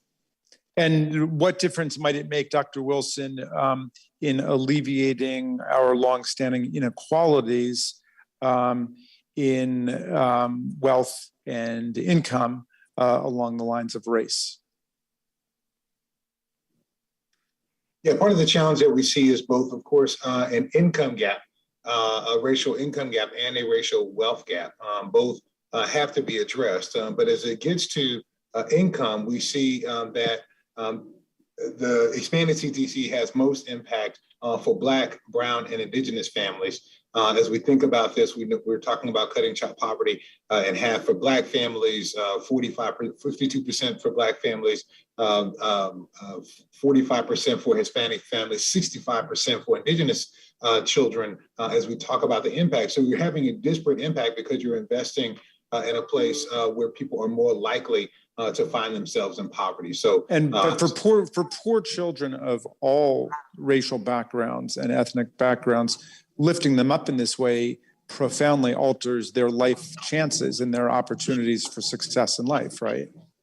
Absolutely. This will lift all families. This will lift all children who are touched by it. And quite frankly, and by doing so, it will have a redounding effect on our entire economy by making sure that children are well. Okay, well, thank you, Mr. Chairman. I yield back to you, and thank you for continuing to promote science and the prosperity and health of our people. Thank you very much, Mr. Raskin. The chair now recognizes Mr. Jordan for 5 minutes. Thank you, Mr. Chairman. I just would start with, I thought it was amusing to hear Mr. Raskin critique Dr. Green's statement. I mean, this is a state of where we are today in America, where the lawyer critiques the doctor of medicine about natural immunity. I found that, you'd laugh if it wasn't so serious. Mr. Holtz-Eakin, is the Democrats' economic plan working? I think, as I said in my opening remarks, that the things that were done in 2020 were very effective on a bipartisan basis, and the things that have been done this year are not. Right. The bipartisan CARES package PPP program worked, but in the last 9 months, we went from rising wages to less purchasing power. Is that accurate? Yes, inflation has exceeded wage growth. Stable prices to not just any old inflation, 40-year high in inflation, right? First half of this year, the 50% of the CPI basket that is food, energy, and shelter went up 10% annual rate. Yeah. Energy independence too. And we had the spectacle now of the President of the United States. 9 months ago, we were energy independent, and now we have the President of the United States begging OPEC to increase production. I don't think that's an economic plan that's working. In fact, I think it's dismal failure. He's nodding his head. Let the record show. The witness nodded his head. Have you ever seen a dumber plan than the Democrats? I mean, lock down your economy, spend like crazy, pay people not to work, and for the people who are working, we're getting ready to raise your taxes. Could there be a dumber plan? As I said, we actually took the proposal seriously and ran it through something that looks just like what the Joint Committee would use for analysis, and it's a net negative for the U.S. economy. Net negative. Yeah, and American people are feeling it now. I mean, everywhere I talk. Let me ask you this. When you pay people not to work, should you be surprised when you can't find workers? No one should be surprised about what's going on. Now that the benefits expired, it'll be a very different story, and we'll see it first in the October jobs report that gives us the September numbers. But, we know from decades of research that if you raise the replacement rate, the fraction of your wages that gets replaced by UI, spells of unemployment are longer, and in the aggregate, unemployment is higher. That's well established. This is over 100% replacement for 37% of American workers. I mean, no one would propose that in normal times, and to put it in place as the economy opened up, it just made no sense. I don't know of any employer, there's probably a few, but everyone I talk to, across the 4th District of Ohio, across our great state, across the country. I was in Wisconsin over the weekend, and Minnesota over the weekend. No one can find. We were driving through Minneapolis on the way to the hotel because we stayed there the night before to fly out of Minneapolis on Monday morning, and I saw at a Mexican restaurant, taco stand, on the window, $15 an hour. I mean, as big, bold as you could see. No one can find people to work. It is everywhere. I have 3 openings I'd like to fill, and I'm going to raid your staff. Yeah. I hope you don't, but I understand. I understand the sentiment. I understand. When you tell people they can't be evicted, should you be surprised when they quit paying rent? No. No, I mean, it's like, it doesn't take a genius to figure out this is literally the dumbest economic plan I've ever seen. Now, when they worked in a bipartisan fashion at the start of this virus, when it hit us and we didn't know exactly what was there, we did some things that everyone I've talked to, the same employers that tell me now they can't find workers are the same ones who said, thank you for the PPP program. Yeah. Thank you for what you did initially when we had so much uncertainty around what was going to happen. But now it absolutely makes no sense where we're going. I think the PPP program is the single best fiscal response we've ever seen. The SBA got $32 billion out the door in 2019. They got $500 billion out in a month. Yeah. And it was an extraordinary lifeline to people and to the small business infrastructure of this economy. Yeah. Now, last question. I'll let you take whatever time you want on this last one. They're getting ready to try to raise everyone's taxes. I mean, tell me your thoughts on that. Because, again, I think when you lock down your economy, when you spend like crazy, when we have the highest inflation in 40 years, when you pay people not to work, when you tell them they can't be evicted, you shouldn't be surprised when they quit paying rent. When all that happens, and then you say to the people who have been working, who have been paying their rent, oh, by the way, we're going to raise your taxes. I don't see how that's going to help our economy either. As I said, we ran this through some serious scrubbing because I would talk to my colleagues across the aisle in the economics profession and say, can we both agree that this proposed 3.3 it was on the campaign tax increase is a bad idea? And they'd say, yeah, but the spending is going to be so good you don't have to worry about it. And so I think it's not only is the overall level troubling, the way it's being done is even more troubling. Yeah, if they in the years leading up to the Tax Cuts and Jobs Act, we lost 100 major headquarters. And in the years since, 0. Right. And we're going to go right back to the third highest corporate tax rate in the OECD and a very high global worldwide tax. That's exactly the recipe that got us in trouble to begin with. And so the way that taxes are being raised is as troubling to me as the aggregate numbers. Thank you, Mr. Chairman. I yield back.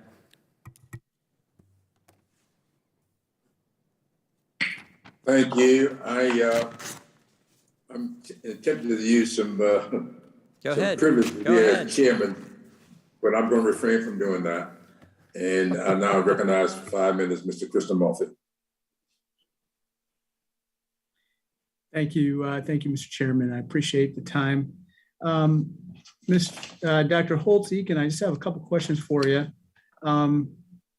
You know, the expanded child tax credit results recently came out in terms of how the money has been utilized by families receiving the child tax credit.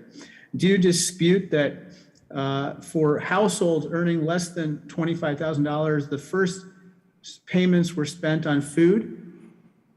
I'm not an expert on those studies, so I have no reason to dispute them. I'd be happy to study them. Or not? I don't know those studies. I'd be happy to look at them. It sounds like you don't dispute it. Do you dispute that it was 52% of households used the money for utilities? As I said, I haven't read the studies, so I can't dispute or agree with it. It makes sense to me, but I don't know. It's just a yes or no question. It sounds like you can't dispute it, and that's what I'm asking you. Can you dispute it? Do you have I have any no evidence interest in to the disputing contrary right now? If you want to know my reservations with the child tax credit, it's that we aren't focusing it I didn't ask exclusively on about poor your people. reservations. I just asked you, do you dispute the evidence or not? There is the child tax credit has allowed households earning less than $25,000. 41% of them are using it on clothing for their family. Do you dispute that? Do you have any evidence that you can point to right now? I have no. Pointing to the contrary. The answer was no. Okay, how about rent and mortgage? Do you have any evidence to point to the contrary, that among households earning less than $25,000, their first payments were spent on rent and mortgage? No. How about school supplies? 31% of households earning less than $25,000 spent their first payments, the first dollars that they received, on school supplies for their children. You don't have any evidence to point to the contrary, that that's not true, correct? No. So let me just get the story straight here. For households earning less than $25,000, the first payments that they used the expanded tax credits for were on food, utilities, clothing, rent, and school supplies. You don't dispute that food, utilities, clothing, rent, and school supplies for a family with children are essential payments for that family, essential expenses for that No. family, correct? No. Now, sir, let me just point you to some of your previous statements about the expanded child tax credit. One of the criticisms you have, and you can please correct me if I'm wrong on this, but I'm paraphrasing, is that you feel that it's a disincentive to work, correct? No, there's no incentive to work. I didn't say it was a disincentive. It's not tied to Okay, work. so I just want to get you on the record very clearly. You are not saying that it is a disincentive to work. You're just saying there's no incentive to work, correct? Correct. Okay. Let me just ask you this. If you are a single mom with children and you want to go to work, but childcare is extremely expensive, and you were to use the expanded child tax credit to help pay for that childcare so you can go to work, in that instance, the expanded child tax credit would allow the woman or the mom to re-enter the workforce, correct? In that instance, yeah. And let me just ask you this. You don't dispute that only 57% of women are currently participating in the labor workforce, correct? Oh, no, we have very low labor force participation.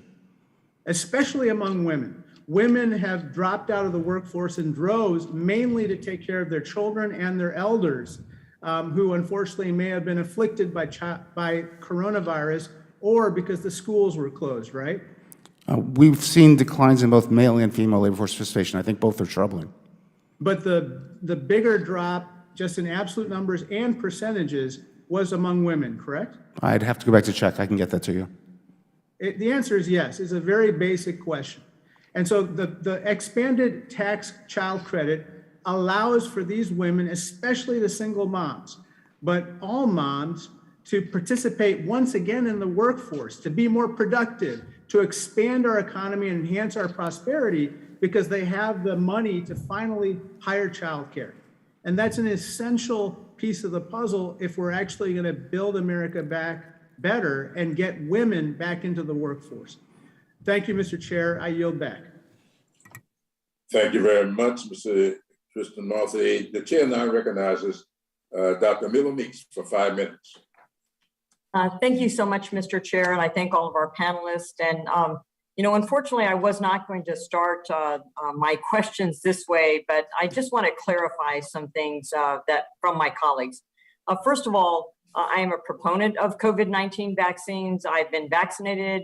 I gave vaccines and attended vaccine clinics in all 24 of my counties. Early on in the pandemic, and when we first had vaccines available, there was not as much research and data we have available about natural immunity as there is now. So if I may say, being a proponent of acknowledging the benefit of natural immunity, which does not mean people should go to COVID-19 parties and get infected, but to recognize that immunity is what we should be talking about, whether it is immunity from a vaccine or immunity from natural disease. And then that way have vaccines available for those who need vaccines and also to treat and send to other nations so that their population can have an increased level of immunity so we can get through the global pandemic. So I just want to clearly make that statement that we should be talking about immunity. We don't want anybody to get ill or to get sick, and also to clarify that, yes, people who are vaccinated can come down with COVID-19, as can people with natural immunity. So having had a vaccine does not necessarily confer that you will never contract a disease, and that's true for all infectious diseases.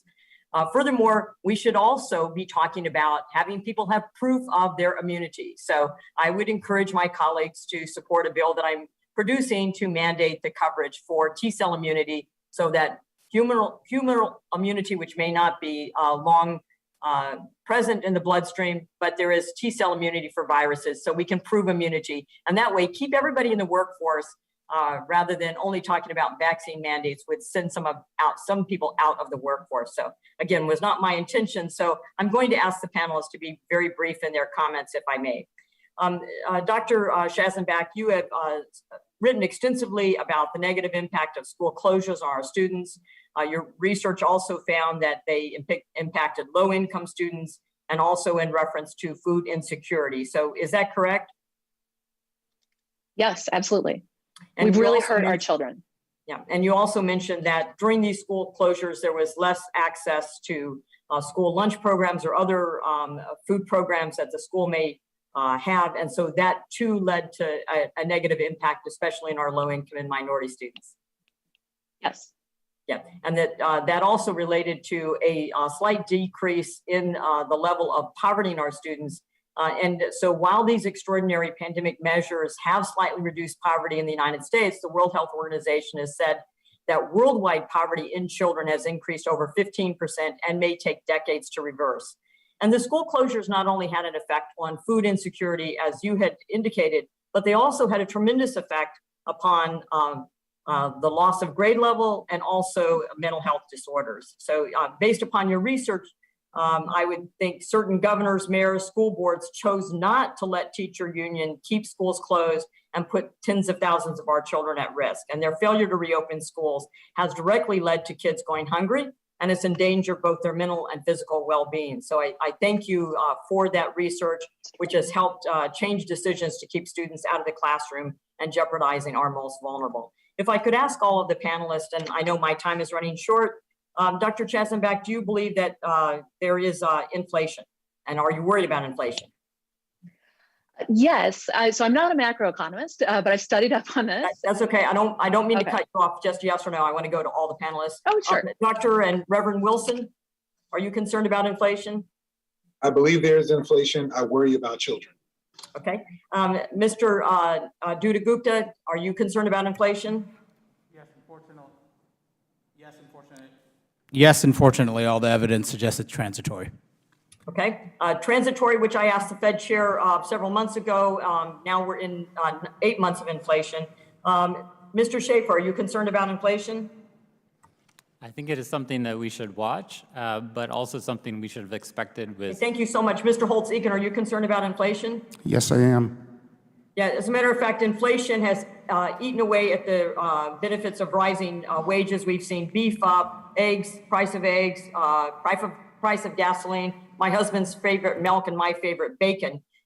So inflation certainly is a problem. As a matter of fact, today the Federal Reserve signaled that it could start reversing its pandemic stimulus policies in November and earlier than anticipated increase its interest rates. So thank you very much. Inflation is a problem related to too much money in an economy.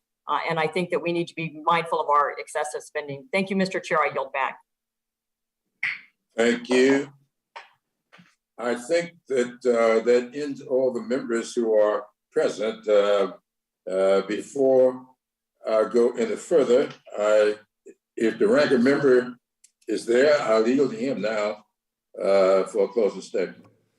Thank you, Mr. Chairman. I want to thank our witnesses for your testimony and start off in my closing, Mr. Chairman, by once again saying at some point in time, this committee actually needs to start having hearings on the real problems we're seeing related to President Biden's botched handling of COVID-19. We sure don't have enough time or jurisdiction to handle all the other things that President Biden has botched, and there's other committees to do that. But for goodness sake, if the Select Subcommittee on Coronavirus can't start looking into some of the things that we've been calling on this committee to look into that are leading to more deaths in America. Again, 2,000 deaths a day in America right now under President Biden's watch, and still to this day, he has not even named a person to head the FDA. The FDA, which is the agency, by the way, that approved 3 different vaccines under President Trump's Operation Warp Speed. Yes, that FDA. Where is President Biden's pick for the FDA head? Why don't we have a hearing on that? Mr. Chairman, if you announced today that we're going to have a hearing next week, I would assure you by next week President Biden would pick a head of the FDA. But we don't have that hearing, and we ought to. We ought to have a hearing, Mr. Chairman, on the origins of COVID. We've been calling for this for over a year. More than 650,000 deaths in America, millions worldwide. Again, as I said in my opening statements a few hours ago, I was with the Prime Minister of Australia. The Prime Minister of Australia actually called for a hearing into the origins of COVID last year. And he did it because he said, number one, I don't know where it originated from, but I want to know. People in Australia want to know. Well, you know what people in America want to know too? Why is this administration trying to cover this up? You look at this article, and I'll ask that this be entered into the record, Mr. Chairman. This article talks about how after Australia didn't accuse any country of starting it, but said, let's investigate the origin. Which country then went after Australia, Mr. Chairman? China. China initiated a trade war with Australia after they just said, we want to find out where COVID started. What should that tell everybody? And so why don't we look into it? We shouldn't be afraid of China. We should want to know where this started so it doesn't happen again.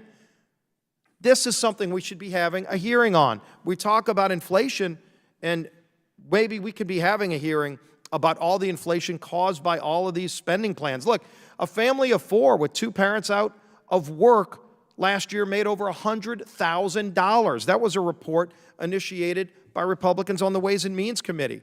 $100,000 of people on the Democrat side act like that was wealth creation. If you go take out a $50,000 credit card and then you max the whole thing out, you didn't create wealth. You just created $50,000 in debt. Whatever you bought with it, good for you, but you have to pay it back. It's not like you were making something. You were manufacturing things that people bought. This is money borrowed from our kids. And so when you go down the line, we just have 2 medical doctors, as Mr. Jordan was talking about, on our committee. 2 medical doctors that talked about some of the medical problems that we're seeing.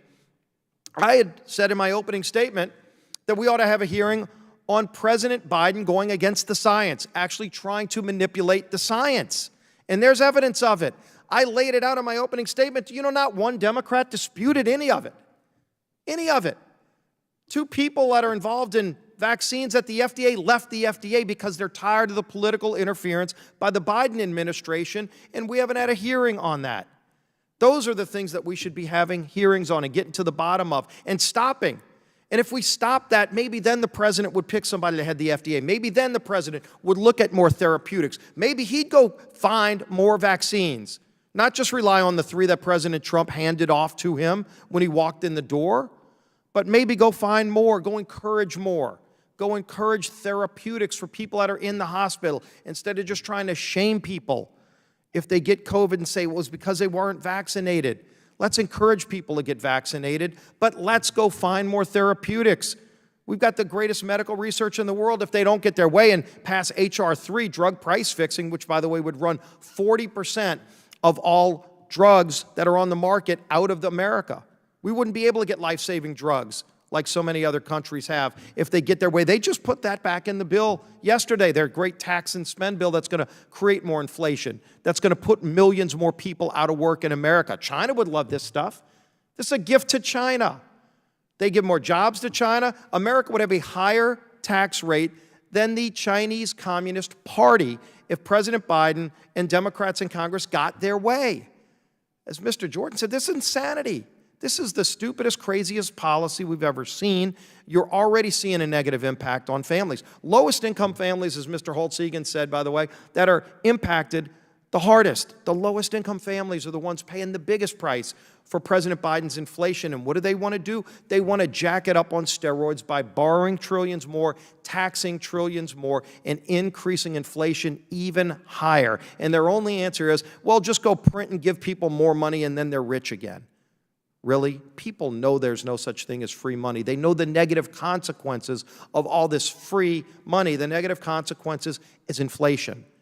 They're paying more money on everything. They go to the grocery store, they're paying more money. They go to their favorite restaurant, they're seeing about 1/3 of the tables empty, and they have to wait an hour. Why? Because the government's paying people more money not to work than to work, which costs them even more. If they want to get a new microwave for their kitchen, it's going to cost them probably 30% more, but they're going to have to wait months to get it. And God help them if they have to go fill up their gas tank, they're paying 40% or more for that because President Biden said no to American pipelines, but yes to Russian pipelines, yes to Europe, south of us, Middle Eastern countries ability to produce more oil, but no to America's ability to produce more oil, which, by the way, we do it much more efficiently. So if you're worried about carbon emissions, all this climate change, President Biden goes to the UN yesterday, doesn't talk about solving all these world problems, doesn't talk about confronting COVID and finding out the origins of it. He talks about climate change, and then his policies actually make it worse because they increase carbon emissions, because he shuts down manufacturing in America and ships those jobs to China. China emits 4 or 5 times more carbon to make the same stuff, the same steel, the same other manufactured products that he's trying to ban in America, going after fossil fuels, begging OPEC to produce more oil, which, by the way, they emit more carbon to make the same oil than we make here in America. Stop beating up on America. Stop blaming America. Let's bring back America and stop borrowing from our kids. Let's get this economy open. Let's get schools back open and have hearings on all this, Mr. Chairman. With that, I yield back the balance of my time. Thank you very much, Mr. Ranking Member. I hear that Ms. Waters is on her way to the room. Has she arrived? I do not wish to close this without giving her an opportunity to ask questions. I understand she has not arrived. I want to say to my friend, the ranking member, and he is my friend, you know, I wish you were present for Mr. Peter Marks from the FDA. He met with us and answered many of his questions. And I'm sure that all of us have schedules and we find ourselves in conflict. But if the ranking member had been in attendance, you have heard Mr. Peter Marks say there was absolutely no political interference with him and the FDA on the part of this administration. And I prefer, he said that on the oath, by the way. No, he was not on the oath. We just received that as information. Now I want to thank all the witnesses for their testimony today. The coronavirus pandemic caused enormous economic pain for American families, particularly those in low income and minority communities. Congress and the Biden administration acted boldly to alleviate those hardships, dramatically to cut poverty, and put us on the path to recovery. Today's hearing has made clear that the American Rescue Plan's relief provisions have delivered for families and supported our economic recovery. From direct relief payments to the expanded child tax credit, the American Rescue Plan has delivered swift assistance to help working and middle-class families pay for their basic needs as we add millions of jobs. But a return to the pre-pandemic economy is not sufficient. For too long, before 2020, far too many Americans were struggling to provide for their families and get ahead economically. The American Rescue Plan was designed to combat the immediate crisis. And now, our task is to reduce the long-standing disparities that were exposed and exacerbated by the pandemic. As I have shared with the Select Subcommittee before, last year, I was criticized by the Republican minority leader of the Senate for observing that the coronavirus crisis presented, and I'm quoting myself, quote, a tremendous opportunity to restructure things to fit our vision, end of quote. And let me complete the statement. Of a more perfect union with liberty and justice for all. For the last several decades, our economic structure has denied liberty and justice for far too many Americans. Our economic structure has denied workers the same rewards as those with wealth, denied educational and economic opportunity to far too many, denied affordable health care to millions and threatens to deny a livable planet to future generations. The American Rescue Plan has shown that we have the ability to restructure things to rescue our country from the immediate crisis. As its emergency measures gradually come to an end, we are facing a choice. Will we surrender the progress the American Rescue Plan has made and accept a return to an economic structure that denied liberty and justice to far too many? Or will we take this opportunity to restructure things to fit our shared vision of liberty and justice for all? It is my firm belief that we must build a more perfect union. We must build back better. And I want to say today and qualify this by saying in my studies of various parts of our history, I have not found it to be a fact that Alexis de Tocqueville actually said what he's given credit for having said by many people, that America is great because its people are good. And if the people of America ever cease to be good, America will cease to be great. It is now the demonstration of goodness, for name calling, and for such vitriol as we hear often in referring to other people's attempts to right the wrongs that exist in our society.